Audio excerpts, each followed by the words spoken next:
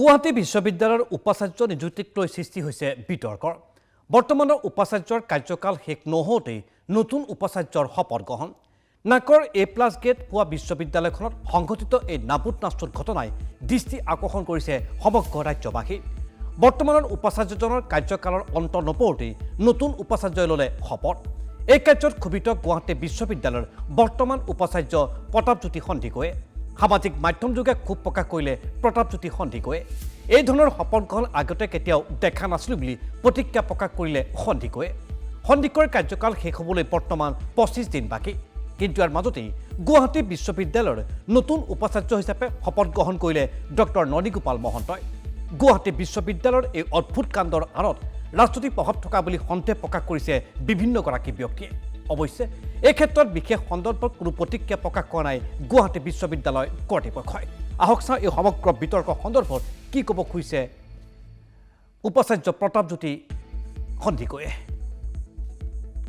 5 বছৰীয়া কাৰ্যকাল অহা 20 আগষ্টত শেষ হ'লহেঁতেন। তাৰ আগতে 28 তাৰিখৰ দিনাই নতুন ভাইচ চেঞ্চেলৰৰ নাম যিহেতু ঘোষণা কৰা হৈছে, তেখেতে 29 তাৰিখে শপত গ্ৰহণো কৰিছে। শপত গ্ৰহণ প্ৰক্ৰিয়াটো অৱশ্যে নতুনকৈ হৈছে, আগতে এনেকুৱা নাছিলে।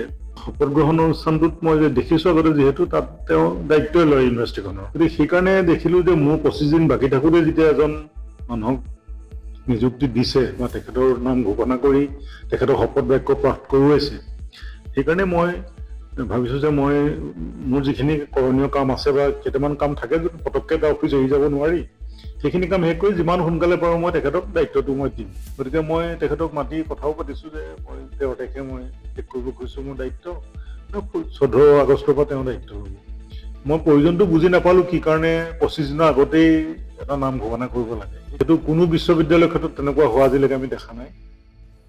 সেয়া গুৱাহাটী বিশ্ববিদ্যালয়ৰ উপাচাৰ্য প্ৰতাপজ্যোতি সন্দিকৈৰ বক্তব্য। আৰু গুৱাহাটী বিশ্ববিদ্যালয়ৰ নতুন উপাচাৰ্য হিচাপে ডক্টৰ ননীগোপাল মহন্তক শপত গ্ৰহণ কৰাৰ পাছতে এইদৰে প্ৰতিক্ৰিয়া প্ৰকাশ কৰিছে প্ৰতাপজ্যোতি সন্দিকৈয়ে।